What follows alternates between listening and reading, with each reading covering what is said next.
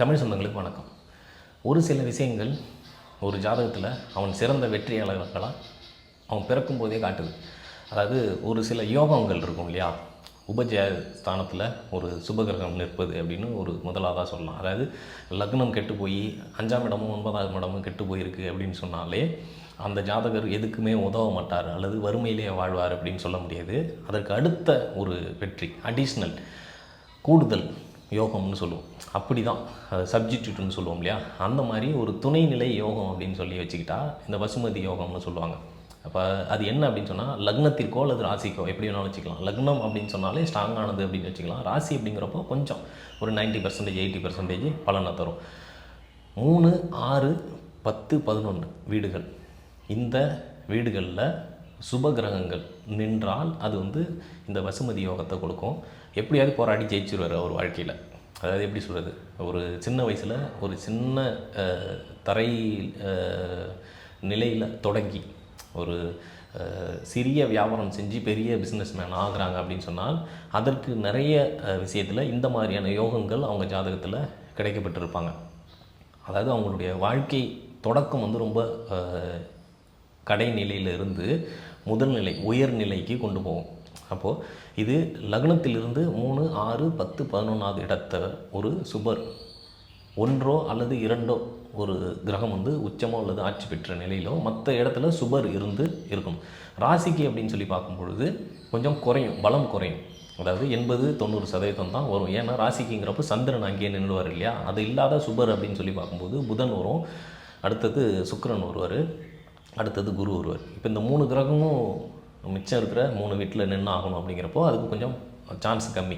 அதை வச்சு தான் நான் சொன்னேன். இப்படி இந்த தொடர் வெற்றிகள் கொடுக்கக்கூடிய அல்லது ஒரு வெற்றியாளராக வாழ்க்கையில் அவனை மாற்றக்கூடிய கடினமான உழைச்சியில் அல்லது தன்னுடைய சொந்த காலில் நின்று மேலே வந்தான் அப்படின்னு சொல்லக்கூடிய விஷயங்களில் எந்த மாதிரியான கிரகநிலை அமைப்பு இருக்கும் அப்படிங்கிறத ஒரு சில விளக்க ஜாதகங்களோட இந்த வீடியோவில் நம்ம பார்க்க போகிறோம். அதாவது இந்த வசுமதி யோகம் அப்படிங்கிறது என்ன அப்படிங்கிறது எப்படி தெரிஞ்சுக்கலாம் அப்படிங்கிற ஒரு விளக்க ஜாதகம்.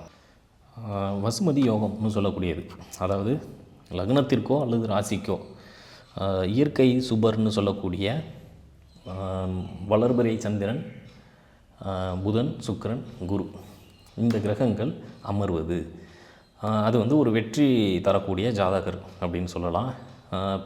இள வயதில் ஒன்றுமே இல்லாத பிறந்தாலும், ஏழ்மை நிலையிலேருந்து கஷ்டப்பட்டாலும் ஒரு 25-30 வயதை கடக்கும் பொழுது இந்த யோகம் பெருசாக வேலை செஞ்சு தன் சுய முயற்சியால் முன்னுக்கு அடைந்து பெரிய வெற்றி பெறக்கூடிய நிறைய ஜாதகர் நம்ம பார்த்துருக்குறோம்.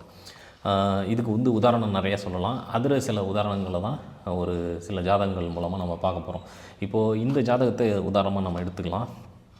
இதில் லக்னம் மீன லக்னம், ராசி தனுசு ராசி, போராட நட்சத்திரம். இப்போது இவருக்கு பார்க்கும் பொழுது லக்னத்திற்கு 3, 6, 10, 11 இந்த இயற்கை சுபர்கள் அமர்றாங்களா அப்படின்னு சொல்லி பார்ப்போம். லக்னத்துக்கு 3ஆவதுல ஆமாம் இயற்கை சுபர் குரு அமர்றாரு. சரி, அது எந்த நிலையில் இருக்குங்கிறதெல்லாம் முக்கியம் இல்லை. வக்ரமாக இருக்கார், அஸ்தங்கமாகிறாரு அப்படிங்கிறதெல்லாம் கிரக சேர்க்கை இதெல்லாம் முக்கியம் இல்லை. அந்த சுப கிரகங்கள் இருக்கணும், அந்தளவுக்கு பாழ்படாமல் இருக்கணும் அந்த இடத்துல. சரியா, வக்ரம்ங்கிறதுனால பாழ்படாது கிரகம். கிரக சேர்க்கையிலே சில அசுப கிரகங்கள் சேர்ந்ததுன்னா அந்த இடத்துல பாழ்படும், ஒரு அளவுக்கு டிகிரி ரொம்ப க்ளோஸாக இருக்கும் பட்சத்தில். இப்போ இதில் பார்க்கும் பொழுது குரு 3ஆவது இடத்துல இயற்கை சுபர். ஓகே, அடுத்தது 6ஆம் இடம்னு சொல்லி பார்க்கும்போது இயற்கை சுபர் தான் சுக்கிரன். ஆனால் இங்கே கேது கூட கொஞ்சம் நெருக்கத்தில் இருந்தாலும் இங்கேயும் ஒரு இயற்கை சுபர் இருக்கார் அப்படிங்கிற கான்செப்டுக்கு வரும். ஆனால் இது கேது இருக்கிறதுனால இந்த இடத்துல பாழ் அடிக்குது. அடுத்தது 10ஆவது இடம். 10ஆவது இடத்துல இயற்கை சுபரா அப்படின்னு பார்த்தா சந்திரன் வளர்பிறை தான். ஆனால் அந்தளவுக்கு கிட்டத்தட்ட சப்தமின்னு வச்சுக்கலாம், திதி அஷ்டமி, ஆமாம் கிட்டத்தட்ட சப்தமி திதியில் இருக்கார். இப்போது இது வளர்பிறையில் இருந்தாலும் சனி கூட சேர்ந்துருக்கிறாரு. இப்போ இது அந்தளவுக்கு சுபம் இல்லைனாலும் இந்த இடத்துல ஒரு சுபர் இருக்கார் அப்படிங்கிற கான்செப்ட் தான் வரும். இப்போ இந்த மாதிரி ஏதாவது ஒரு கிரகம் 2 கிரகம் வலுப்பெற்று இருக்குது அப்படின்னு சொன்னாலே இது வசுமதி யோகத்தில் வரும். இதில் முழுசாக இல்லை அப்படிங்கிற மாதிரியே நம்ம எடுத்துக்கலாம். சரி, ராசிக்கு பார்ப்போம், சந்திரனுக்கும் பார்க்கலாம் இல்லையா. இதே 3, 6, 10 இருக்கா அப்படின்னு சொல்லி பார்ப்போம். 3ஆவது இடத்துல ராகு இருப்பார் சந்திரனுக்கு பார்க்கும்போது. 6ஆவது இடத்துல குரு இருக்கார். ஓகே, 10ஆவது இடத்துல புதன். சரி, ரைட்டு. அடுத்தது 11ஆவது இடத்துல சூரியன். சூரியன் அரைபாவி அப்படிங்கிற மாதிரி சொல்லுவோம். இப்போ இதில் 6வது இடத்துல குருவும் 10வது இடத்துல புதனும் இருக்கிறது வந்து கிளியராக இருக்குது. மற்ற இடத்துல 3வது இடத்துல ராகு அப்படிங்கிறது வந்து அது சிறப்புன்னு சொல்ல முடியாது. 11வது இடத்துல சூரியன் இருக்கிறதும் அரை பாவி அப்படிங்கிற மாதிரி வந்துடும். இப்போ இது என்னென்னா புதனும் குருவும் லக்னத்திற்கு ராசிக்கு 6வது இடத்துல 10வது இடத்துல இருக்கிறதுனால இது வசுமதி யோகம் வேலை செய்யும் அப்படிங்கிற மாதிரி வந்துடும். இப்போ இந்த மாதிரி அமைப்பு கொண்ட ஜாதகர் என்ன பண்ணுவார் அப்படின்னு சொன்னால், இவர் பிறப்பில் எப்படி இருப்பார், இவருடைய செல்வ செழிப்பு எப்படி இருக்கும் அப்படிங்கிறதெல்லாம் முக்கியம் இல்லை. காரணம் வந்து இங்கே லக்னத்துக்கு 2ஆம் இடத்ததிபதி லக்னத்தில் வந்து அமர்றாரு அப்படிங்கிறதும், தனஸ்தான அதிபதி தனஸ்தானத்துக்கு 12ல் மறைகிறாரு அப்படிங்கிற கான்செப்ட்லேயும் பார்க்கும்பொழுது இங்கே வந்து அதிக விரயம் வந்து இவரால் ஆகும், நிறைய செலவாளி அப்படின்னே சொல்லலாம். அப்போது இந்த மாதிரி உள்ள ஜாதகர் எப்படி மேற்கொண்டு வளர்ந்து வருவார், பெரிய அளவில் சக்ஸஸ் ஆகி வருவார் அப்படின்னு சொன்னால், இவருக்கு வந்து இந்த சம்மந்தப்பட்ட கிரகத்தினுடைய தசை வரணும். இப்போ ஒன்று இவருக்கு வந்து குரு தசையோ அல்லது புதன் தசையோ நடப்பில் இருந்தால் இவர் வந்து இப்போ கரண்ட்டில் நல்லா இருப்பார் அப்படின்னு வச்சுக்கலாம். இல்லை அப்படின்னு சொன்னால் குரு தசையும் புதன் தசையும் இவருக்கு எப்போ வருமோ அப்போ வந்து இது பெரிய யோகத்தை கொடுக்கும். இப்போ லக்னத்துக்கு பார்க்கும்பொழுது குரு தசை 3வது இடத்துல வருது, சுக்கிரன் வந்து 6வது இடத்துல வருது. ஆனால் கேது கூட சேர்ந்ததுனால இங்கே வசுமதி யோகம் பெருசாக வேலை செய்யாது அப்படின்னு சொல்லியிருக்கான். அப்போ சுக்கிர தசையில் இவர் பிறந்தது 14 வருஷம் பிறந்திருக்கார் இல்லையா, அப்போ இந்த இடத்துல இவர் பெருசாக வாழ்ந்திருக்க வாய்ப்பு இல்லை, பெரிய அளவில் இவருக்கு வந்து சுமூகமாக இருந்திருக்காது வாழ்க்கை நிலை. அடுத்தடுத்து வரக்கூடிய தசை புத்திகள் அப்படின்னு சொல்லி பார்க்கும் பொழுது இங்கே குருவும் புதனும் தான் அடுத்தடுத்து இருக்காங்க. லக்னத்துக்கு பார்க்கும்போது குரு, ராசிக்கு பார்க்கும்போதும் குரு தசை வந்து யோகத்தை கொடுக்குது அப்படிங்கிற மாதிரி வரும்.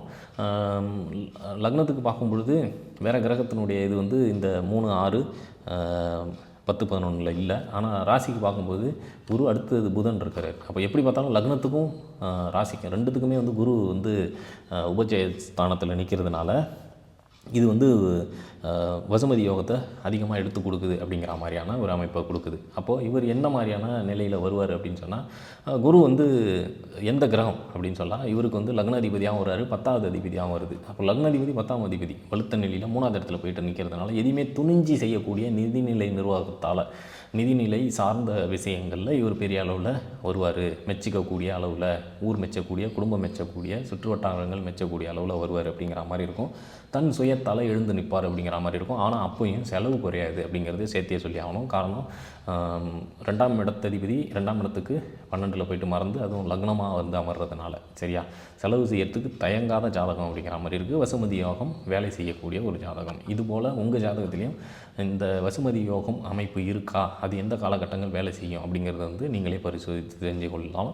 இது ஒரு விளக்கங்கள் மூலமாக உங்களுக்கு ஒரு ஜோதிட புரிதல்களை ஏற்படுத்தியிருக்குன்னு சொல்லக்கூடிய ஒரு பதிவு. நன்றி.